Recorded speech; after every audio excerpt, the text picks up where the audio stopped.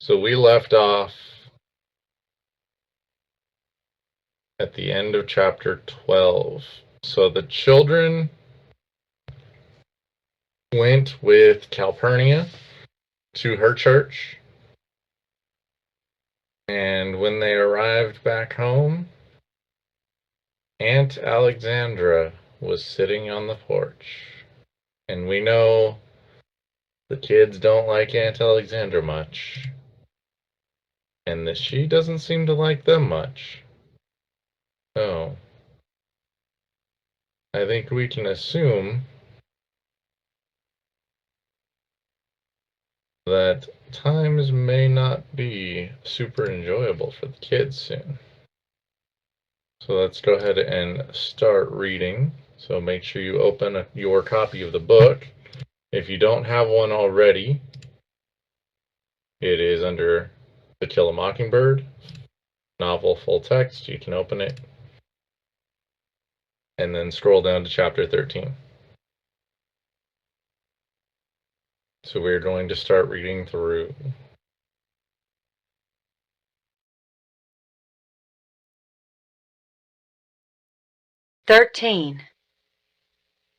"Put my bag in the front bedroom, Calpurnia," was the first thing Aunt Alexandra said.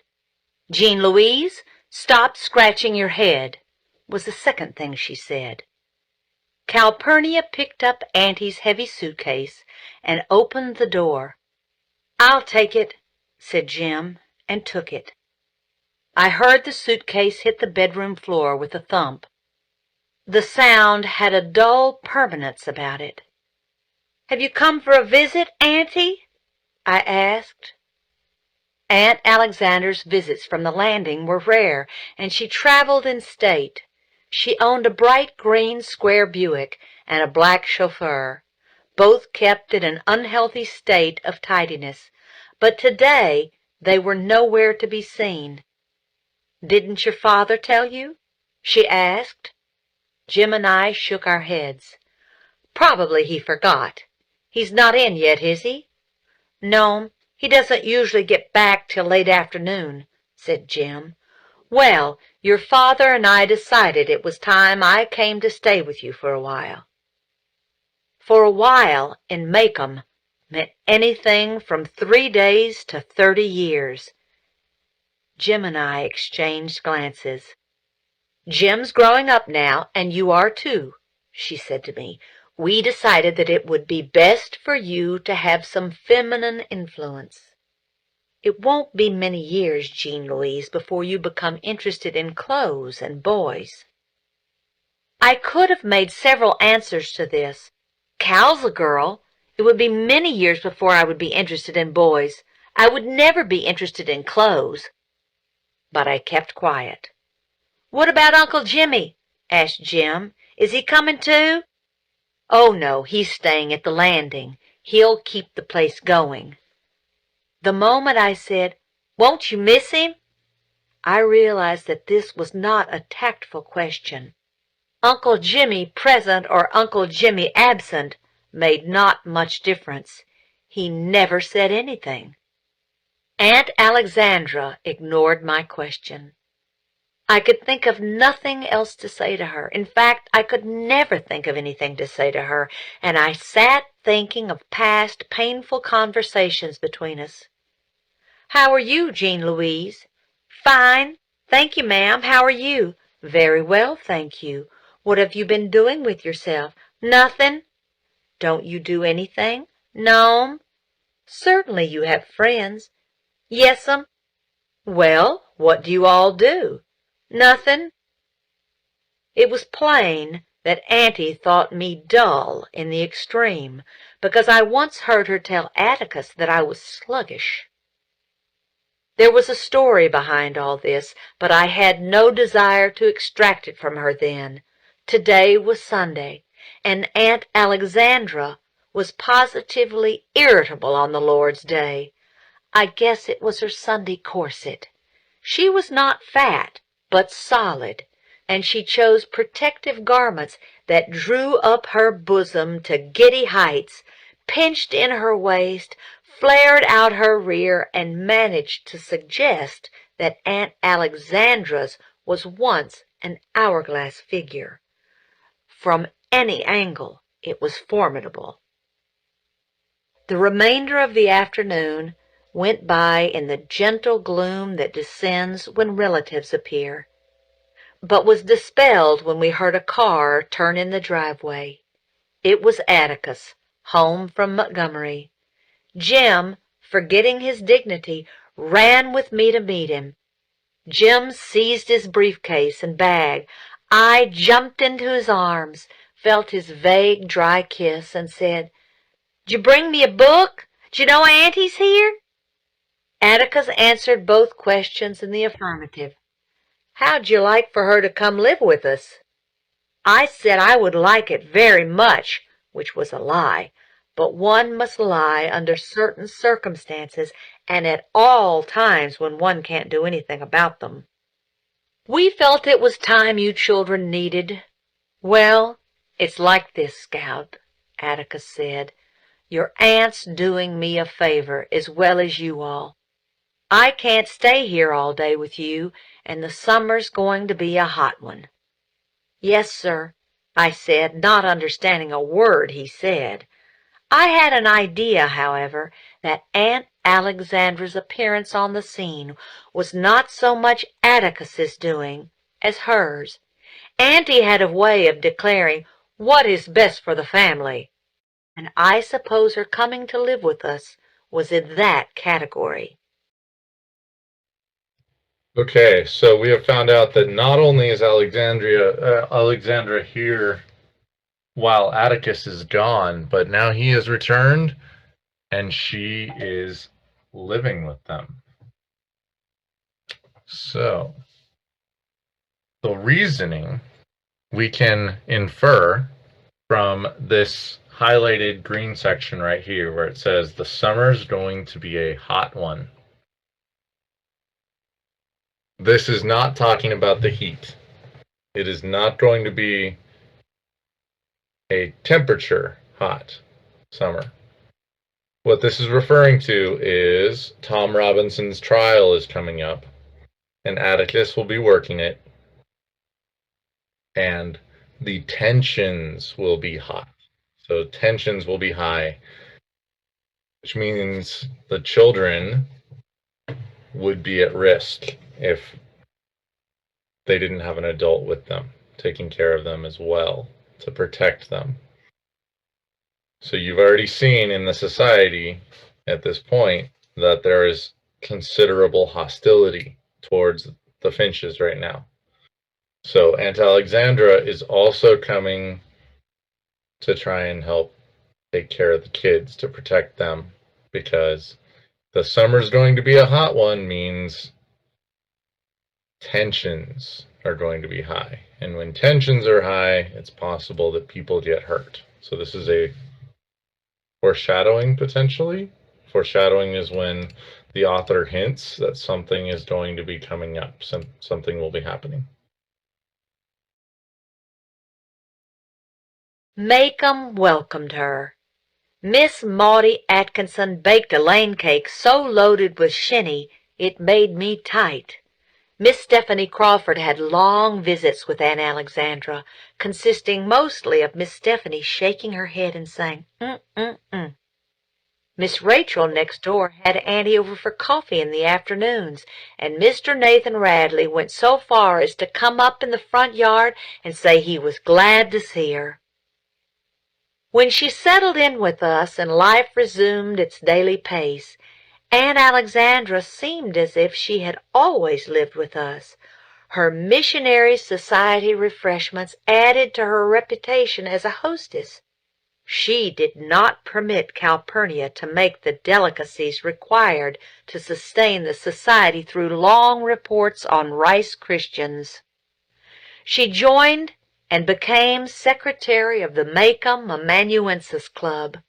To all parties present and participating in the life of the county, Aunt Alexandra was one of the last of her kind.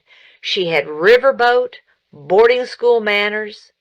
Let any moral come along, and she would uphold it. She was born in the objective case. She was an incurable gossip. When Aunt Alexandra went to school, self-doubt could not be found in any textbook, so she knew not its meaning. She was never bored, and given the slightest chance, she would exercise her royal prerogative. She would arrange, advise, caution, and warn. She never let a chance escape her to point out the shortcomings of other tribal groups to the greater glory of her own, a habit that amused Jim rather than annoyed him. "Auntie better watch how she talks. Scratch most folks and make 'em, and they're kin to us."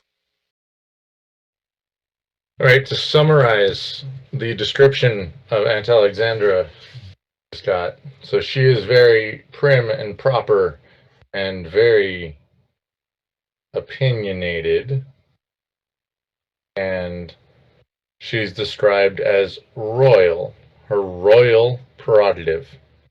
That means she acts like anything she said should be taken as if she is a queen, as an order. So she is very bossy, is the takeaway from this.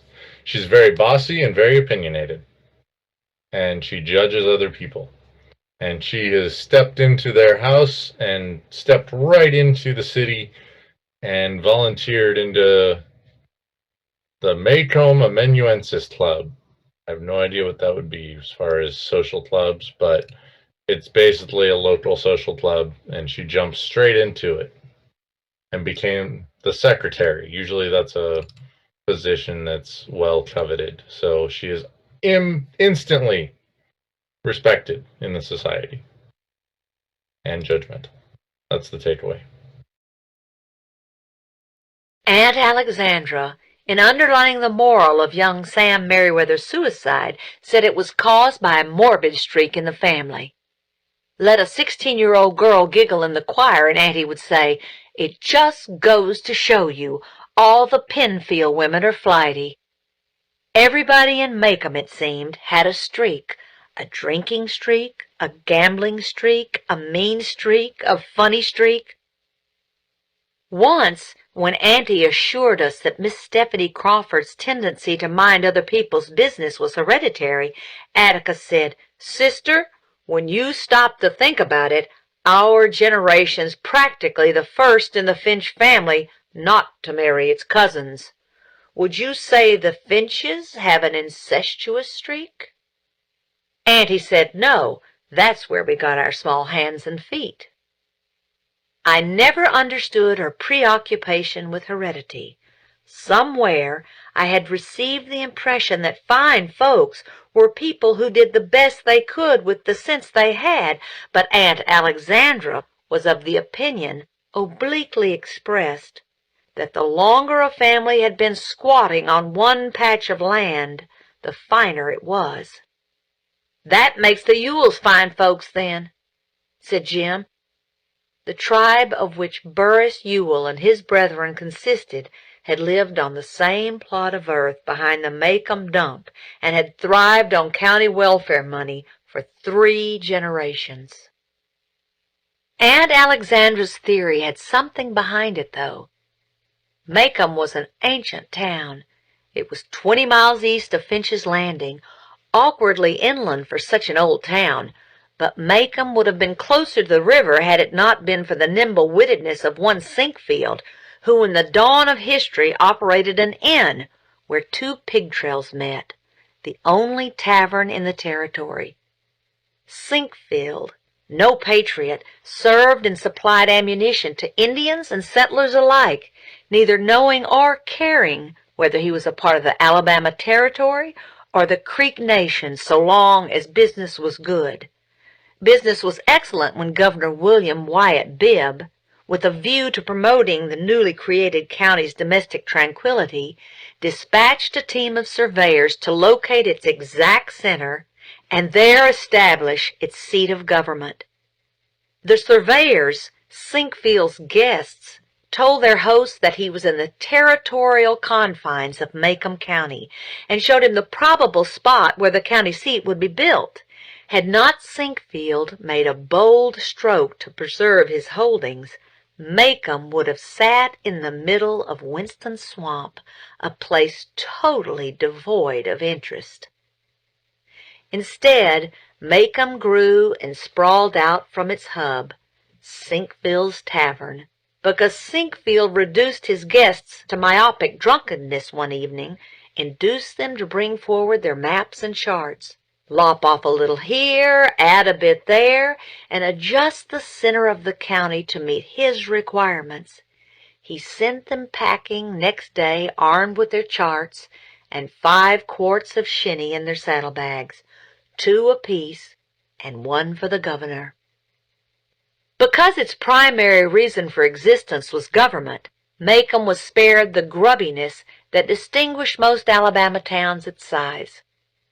In the beginning, its buildings were solid, its courthouse proud, its streets graciously wide. Macomb's proportion of professional people ran high. One went there to have his teeth pulled, his wagon fixed, his heart listened to, his money deposited, his soul saved, his mules vetted. But the ultimate wisdom of Sinkfield's maneuver is open to question. He placed the young town too far away from the only kind of public transportation in those days, riverboat, and it took a man from the north end of the county 2 days to travel to Macomb for store-bought goods. As a result, the town remained the same size for 100 years, an island in a patchwork sea of cotton fields and timberland. Although Macomb was ignored during the war between the states, Reconstruction rule and economic ruin forced the town to grow. It grew inward. New people so rarely settled there, the same families married the same families until the members of the community looked faintly alike. Occasionally someone would return from Montgomery or Mobile with an outsider, but the result caused only a ripple in the quiet stream of family resemblance. Things were more or less the same during my early years. There was indeed a caste system in Macomb, but to my mind it worked this way. The old citizens, the present generation of people who had lived side by side for years and years, were utterly predictable to one another. They took for granted attitudes, character shadings, even gestures as having been repeated in each generation and refined by time. Thus the dicta, "No Crawford minds his own business," "Every third Meriwether is morbid," "The truth is not in the Delafields," "All the Bufords walk like that," were simply guides to daily living. Never take a check from a Delafield without a discreet call to the bank. Miss Maudie Atkinson's shoulder stoops because she was a Buford. If Mrs. Grace Meriwether sips gin out of Lydia E. Pinkham bottles, it's nothing unusual. Her mother did the same. So all this is describing is this is a small town, and they have intermarried for generations, so the family names carry a lot of weight. So the idea that no Crawford minds his own business, like Miss Stephanie Crawford is a gossip, well, that seems to be a family trait, a stereotype that is associated with her entire family, generation to generation. So the Finches are a respectable family.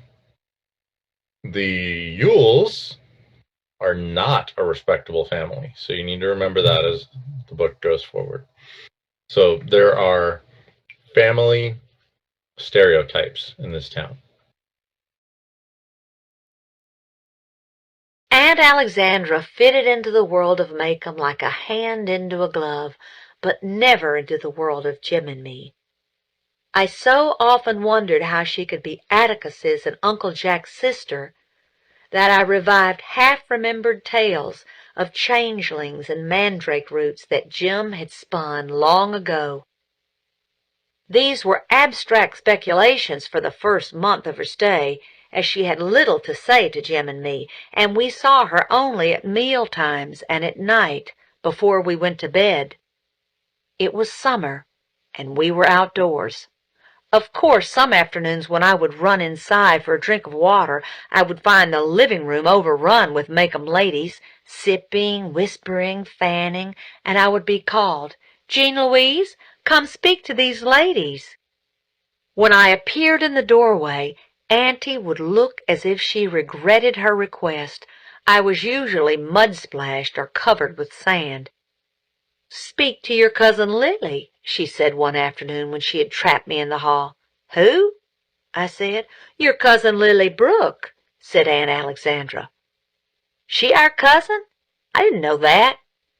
Aunt Alexandra managed to smile in a way that conveyed a gentle apology to Cousin Lily and firm disapproval of me.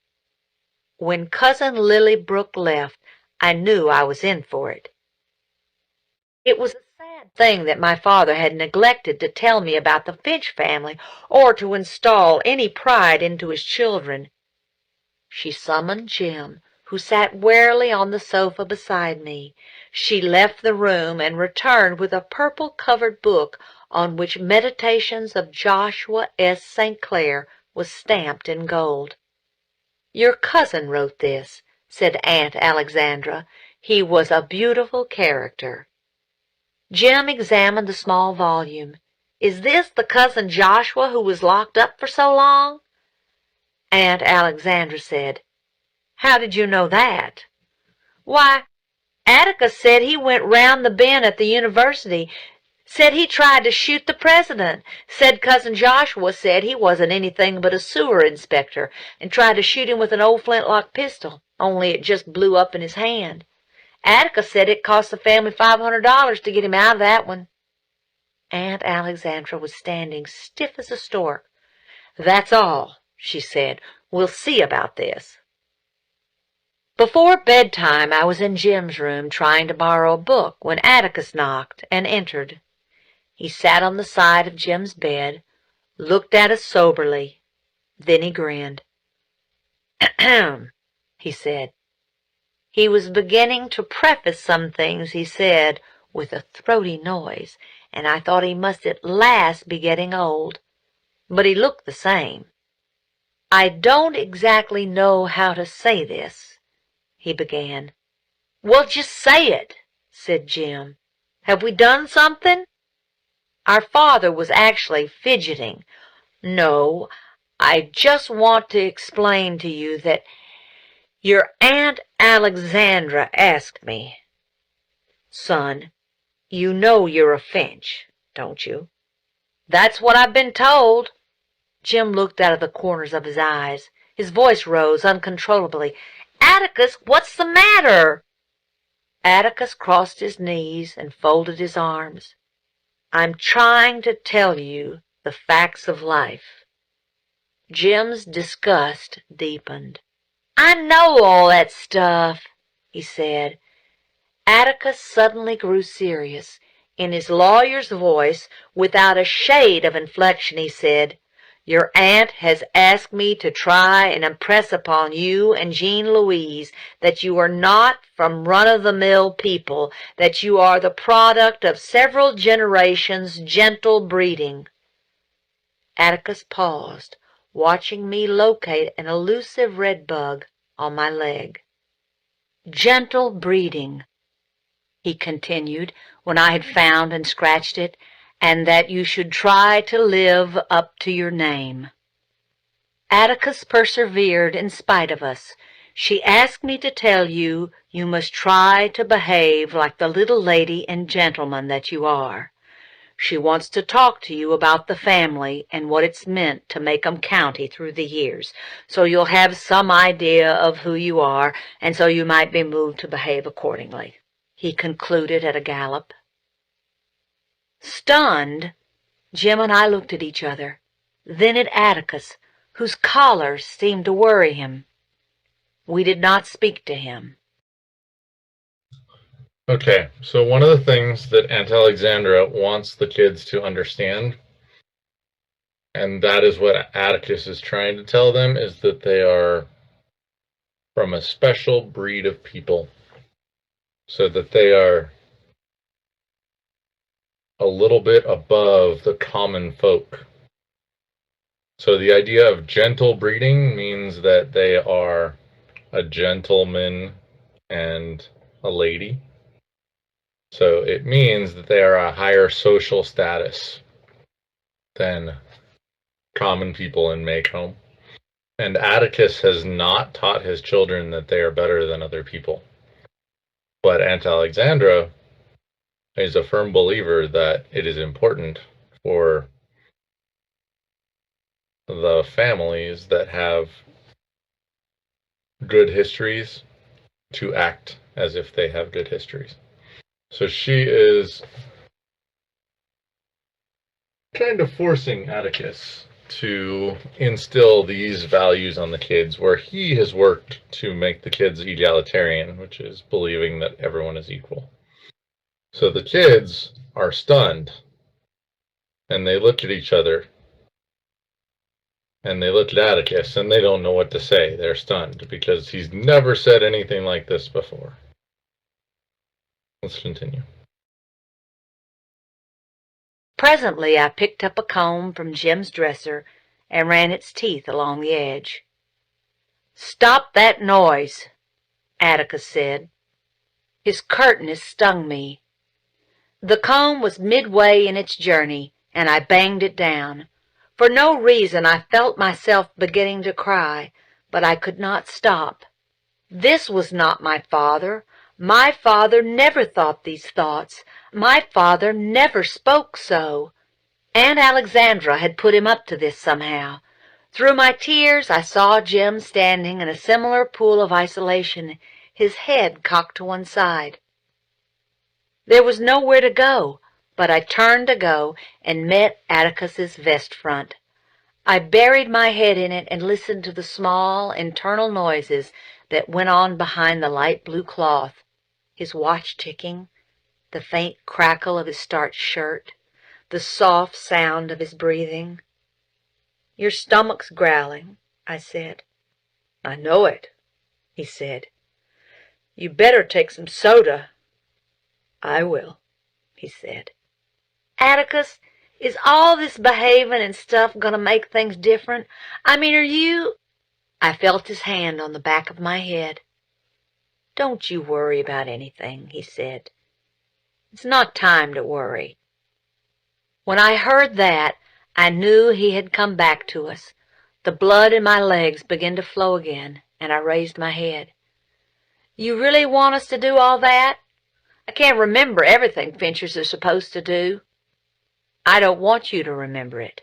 Forget it." He went to the door and out of the room, shutting the door behind him. He nearly slammed it, but caught himself at the last minute and closed it softly. As Jim and I stared, the door opened again, and Atticus peered around. His eyebrows were raised. His glasses had slipped. "Get more like Cousin Joshua every day, don't I? Do you think I'll end up costing the family $500? I know now what he was trying to do, but Atticus was only a man. It takes a woman to do that kind of work. Okay, so Atticus was trying to comfort Scout. So he is pointing out the fact that he asked them what Aunt Alexandra wants and to believe that they're better. And he has gone back on it and he said, "Never mind, forget all that stuff I said." And then he refers to "get more like Cousin Joshua every day, don't I?" So he's saying, I'm going crazy, right? And this is a reference that his ability to comfort someone is not as good as a woman's would be. All right, let's read chapter 14.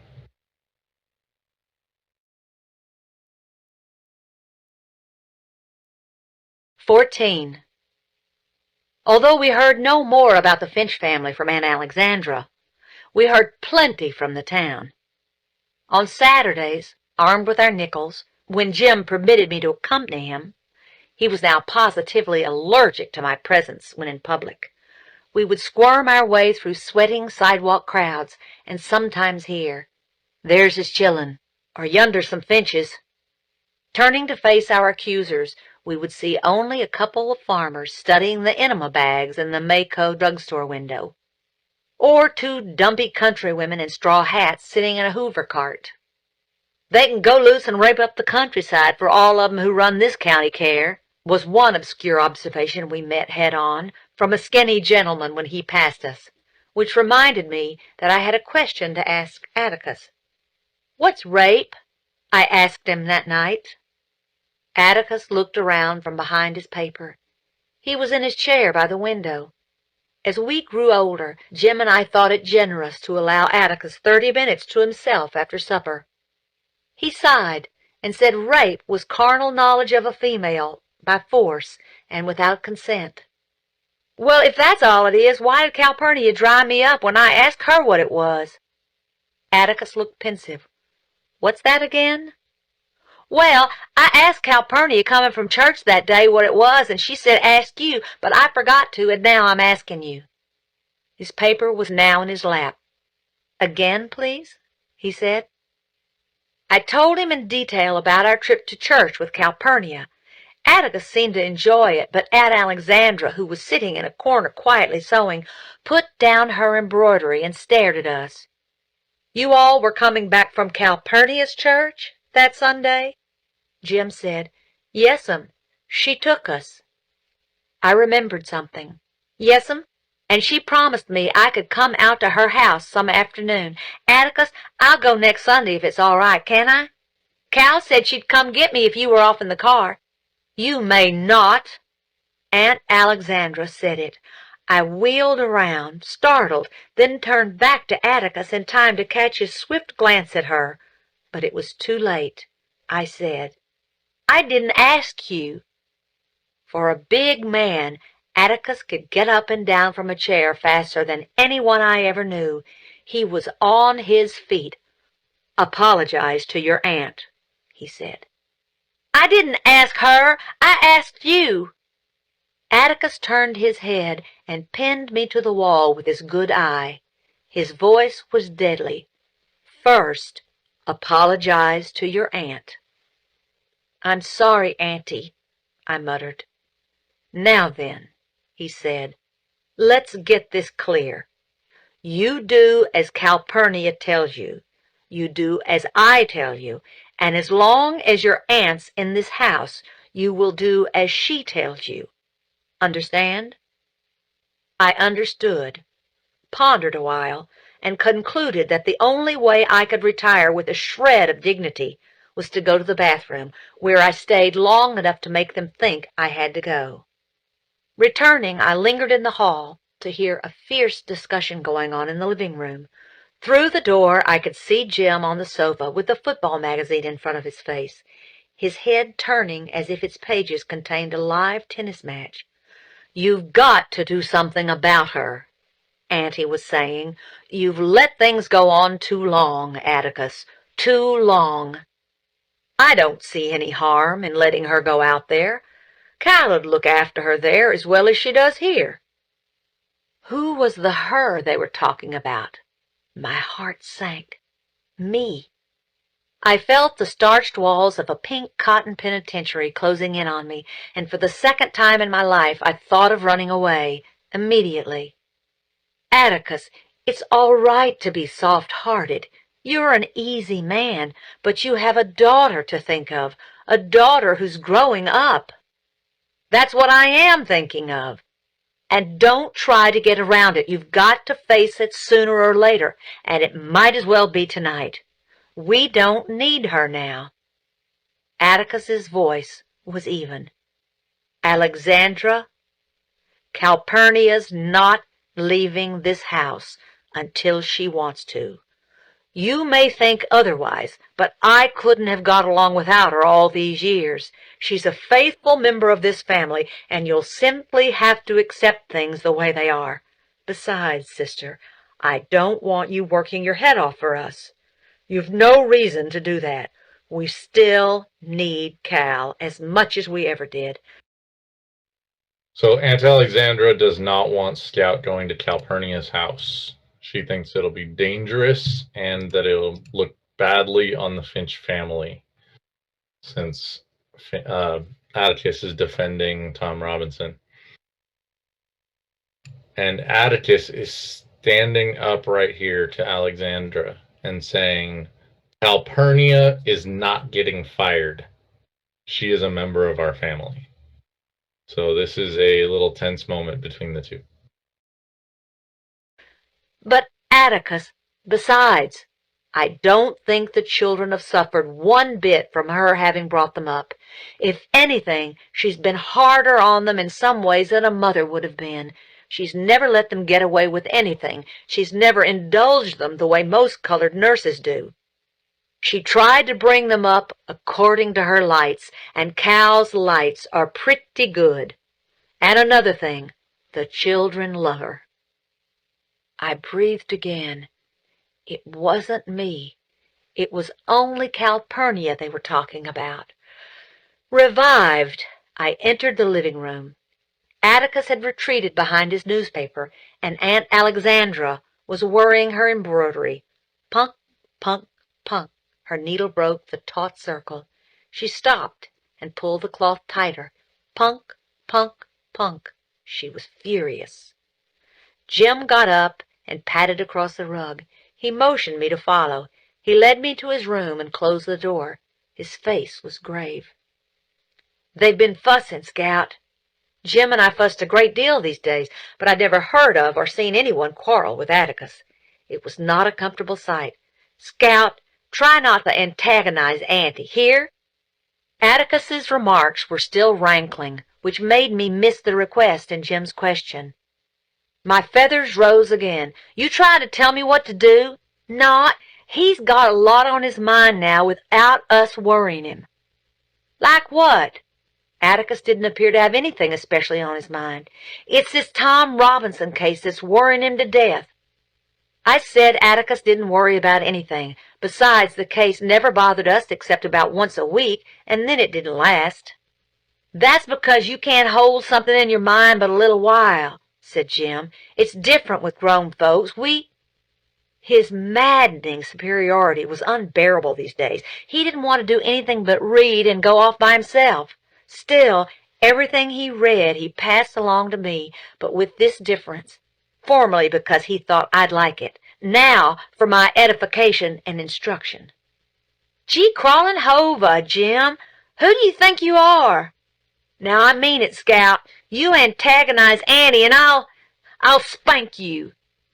With that I was gone. "You damn morphodite, I'll kill you." He was sitting on the bed, and it was easy to grab his front hair and land one on his mouth. He slapped me, and I tried another left, but a punch in the stomach sent me sprawling on the floor. It nearly knocked the breath out of me, but it didn't matter because I knew he was fighting. He was fighting me back. We were still equals. "Ain't so high and mighty now, are you?" I screamed, sailing in again. He was still on the bed, and I couldn't get a firm stance, so I threw myself at him as hard as I could, hitting, pulling, pinching, gouging. What had begun as a fist fight became a brawl. We were still struggling when Atticus separated us. "That's all," he said. "Both of you go to bed right now." "Ta," I said to Jim. He was being sent to bed at my bedtime. "Who started it?" asked Atticus in resignation. "Jim did. He was trying to tell me what to do. I don't have to mind him now, do I?" Atticus smiled. "Let's leave it at this. You mind Jim whenever he can make you. Fair enough?" Aunt Alexandra was present but silent, and when she went down the hall with Atticus we heard her say, "Just one of the things I've been telling you about," a phrase that united us again. Ours were adjoining rooms. As I shut the door between them, Jim said, "Night, Scout."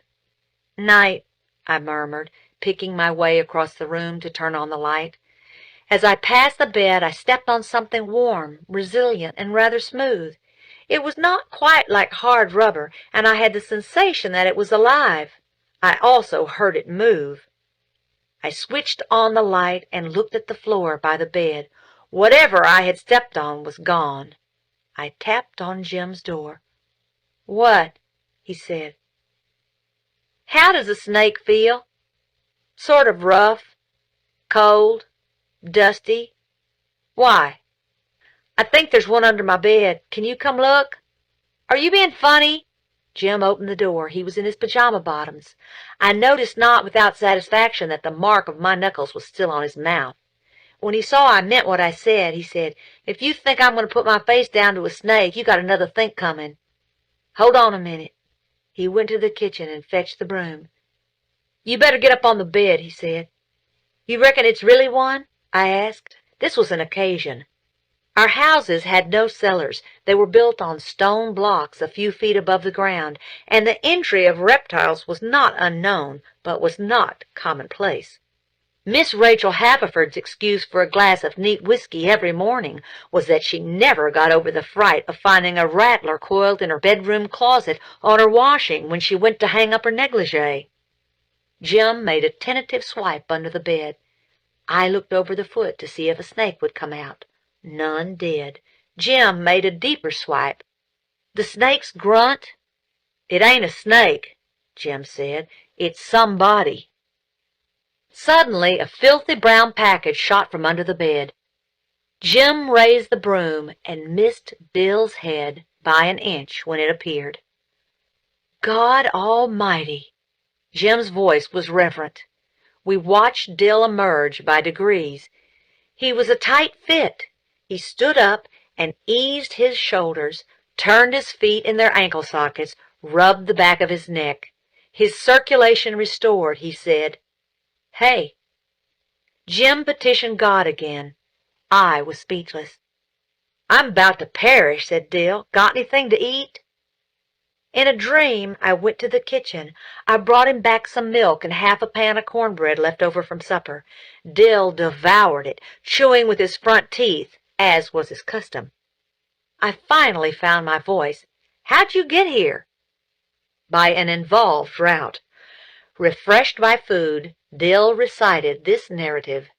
Having been bound in chains and left to die in the basement, there were basements in Meridian, by his new father, who disliked him, and secretly kept alive on raw field peas by a passing farmer, who heard his cries for help, the good man poked a bushel, pod by pod, through the ventilator. Dill worked himself free by pulling the chains from the wall. Still in wrist manacles, he wandered 2 miles out of Meridian, where he discovered a small animal show and was immediately engaged to wash the camel. He traveled with the show all over Mississippi until his infallible sense of direction told him he was in Abbott County, Alabama, just across the river from Macomb. He walked the rest of the way. Okay, so Scout accidentally kicked Dill, who was under her bed, hiding. His story is probably mostly made up, but there's probably elements of truth here. So we can probably infer that his new father disliked him, and Dill ran away. So I don't know if he was actually handcuffed in the basement and fed peas. We don't know that. But he ran away from his new father, foster father, and he is now hiding at the Finch's house. Let's keep going. "How'd you get here?" asked Jim. He had taken $13 from his mother's purse, caught the 9 o'clock from Meridian, and got off at Macomb Junction. He had walked 10 or 11 of the 14 miles to Macomb, off the highway in the scrub bushes, lest the authorities be seeking him, and had ridden the remainder of the way, clinging to the backboard of a cotton wagon. He had been under the bed for 2 hours, he thought. He had heard us in the dining room, and the clink of forks on plates nearly drove him crazy. He thought Jim and I would never go to bed. He had considered emerging and helping me beat Jim, as Jim had grown far taller. But he knew Mr. Finch would break it up soon, so he thought it best to stay where he was. He was worn out, dirty beyond belief, and home. "They must not know you're here," said Jim. We'd know if they were looking for you. Think they're still searching all the picture shows in Meridian, Dill grinned. You ought to let your mother know where you are, said Jim. You ought to let her know you're here. Dill's eyes flickered at Jim, and Jim looked at the floor. Then he rose and broke the remaining code of our childhood. He went out of the room and down the hall. Atticus? His voice was distant. Can you come here a minute, sir? Beneath its sweat-streaked dirt, Dill's face went white. I felt sick. Atticus was in the doorway. He came to the middle of the room and stood with his hands in his pockets, looking down at Dill. I finally found my voice. It's okay, Dill. When he wants you to know something, he tells you. Dill looked at me. I mean, it's all right, I said. You know he wouldn't bother you. You know you ain't scared of Atticus. I'm not scared, Dill muttered. Just hungry, I'll bet. Atticus's voice had its usual pleasant dryness. Scout, we can do better than a pan of cold cornbread, can't we? You fill this fella up, and when I get back, we'll see what we can see. Mr. Finch, don't call Aunt Rachel. Don't make me go back. Please, sir. I'll run off again. Whoa, son, said Atticus. Nobody's about to make you go anywhere but to bed pretty soon. I'm just over to tell Miss Rachel you're here and ask her if you could spend the night with us. You'd like that, wouldn't you? And for goodness sake, put some of the county back where it belongs. The soil erosion's bad enough as it is. Dill stared at my father's retreating figure. He's trying to be funny, I said. He means take a bath. See there, I told you he wouldn't bother you. Jim was standing in a corner of the room, looking like the traitor he was. Dill, I had to tell him, he said. You can't run 300 miles off without your mother knowing. We left him without a word. Dill ate and ate and ate. He hadn't eaten since last night. He used all his money for a ticket, boarded the train as he had done many times, coolly chatted with the conductor, to whom Dill was a familiar sight. But he had not the nerve to invoke the rule on small children traveling a distance alone. If you've lost your money, the conductor will lend you enough for dinner, and your father will pay him back at the end of the line.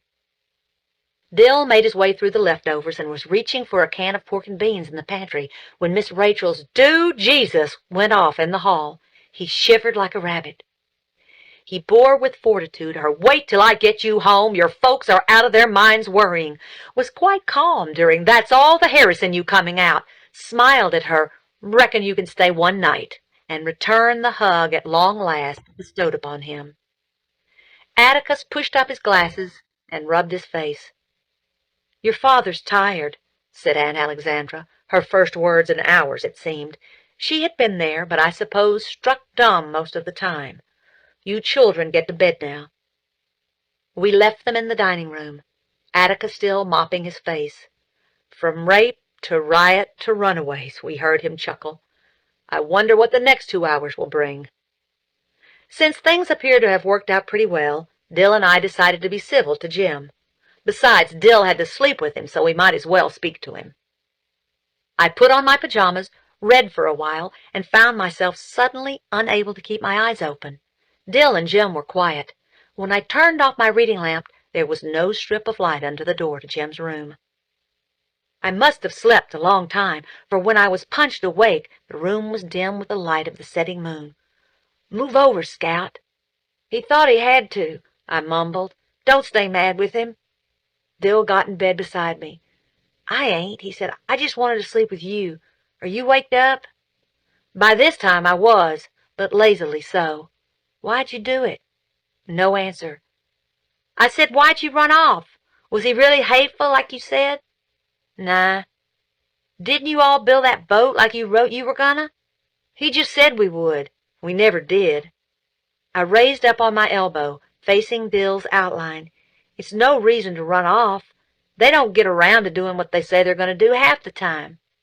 That wasn't it. They just wasn't interested in me.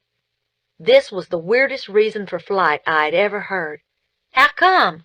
Well, they stayed gone all the time, and when they were home even, they'd get off in a room by themselves.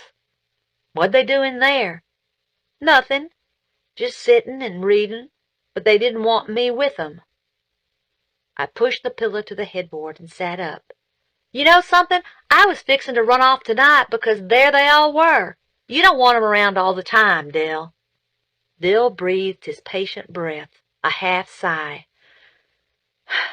Good night. Atticus is gone all day and sometimes half the night, and off in the legislature and I don't know what. You don't want 'em around all the time, Dill. You couldn't do anything if they were. That's not it. As Dill explained, I found myself wondering what life would be if Jem were different, even from what he was now. What I would do if Atticus did not feel the necessity of my presence, help, and advice. Why, he couldn't get along a day without me. Even Calpurnia couldn't get along unless I was there. They needed me. Dill, you ain't telling me right. Your folks couldn't do without you. They must be just mean to you. Tell you what to do about that. Dill's voice went on steadily in the darkness. The thing is, what I'm trying to say is, they do get on a lot better without me. I can't help them any. They ain't mean. They buy me everything I want, but it's, now you've got it, go play with it. You've got a room full of things. I got you that book, so go read it. Dill tried to deepen his voice. You're not a boy. Boys get out and play baseball with other boys. They don't hang around the house worrying their folks. Dill's voice was his own again. Oh, they ain't mean. They kiss you and hug you good night and good morning and goodbye and tell you they love you. Scout, let's get us a baby. Where? There was a man Dill had heard of who had a boat that he rowed across to a foggy island where all these babies were. You could order one. That's a lie. Annie said God drops them down the chimney. At least that's what I think she said. For once, Auntie's diction had not been too clear. Well, that ain't so. You get babies from each other. But there's this man, too. He has all these babies just waiting to wake up. He breathes life into 'em. Dill was off again. Beautiful things floated around in his dreamy head. He could read 2 books to my 1, but he preferred the magic of his own inventions.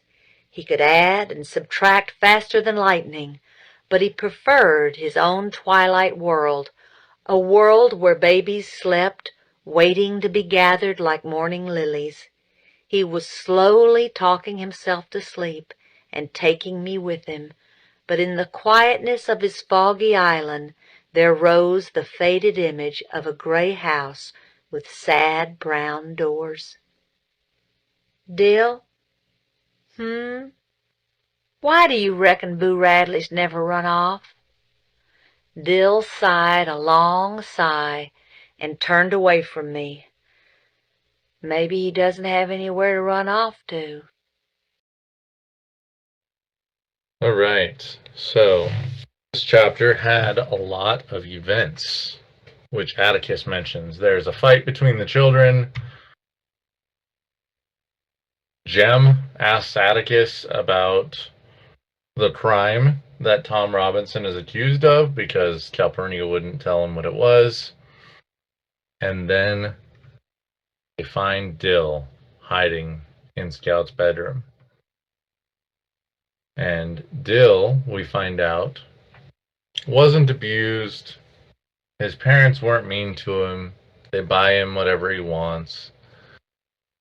They just don't seem very engaged or interested in him. So they buy him something and then tell him to go play. So they don't spend a lot of time with him. They're more involved with themselves and then just believe that they should be able to buy him stuff and he should go off on his own. And that's why Dill runs away, as he feels like he's not needed. And he went to the one place he calls home, which is with Scout and Jem and Atticus. So this is where he feels safe. And we know these 2 are children because they're talking about some funny ideas that they don't fully understand. For instance, Scout first says, What I would do if Atticus didn't feel the necessity of my presence, help, and advice. Why, he couldn't get along a day without me. Even Calpurnia couldn't get along unless I was there. They needed me. So Scout thinks that her advice is what gets Atticus and Calpurnia through the days. So she is very inflated self-importance, like children often do. And that's great.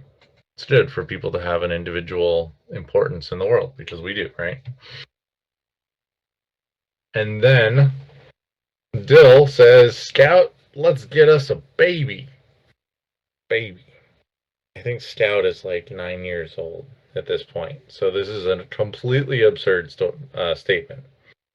And to prove how absurd it is, Dill points out that his belief of where babies come from is that you have to row a boat to a foggy island and then you order the baby from somewhere on the island. And Scout's version is that God drops babies down a chimney. So neither of them have a firm grasp on where babies come from because they're children, but they're talking about having kids just because they are drifting away into their own fantasies, their own dreams, right? Their own world. And then for the first time in about 3 chapters, Boo Radley is brought up again. The Radley house. It's been kind of forgotten with the plot line of Tom Robinson. So the Radleys are mentioned, and Scout asks, why do you reckon Boo Radley never ran away? She's now realized Boo Radley could have run if his life was so horrible. And Dill's answer is maybe he doesn't have anywhere to run off to. So Dill ran away because he has this home with Scout and Jem that makes him safe. But maybe Boo Radley never had a safe place. That's the premise here. Okay, guys, we're going to stop reading for today.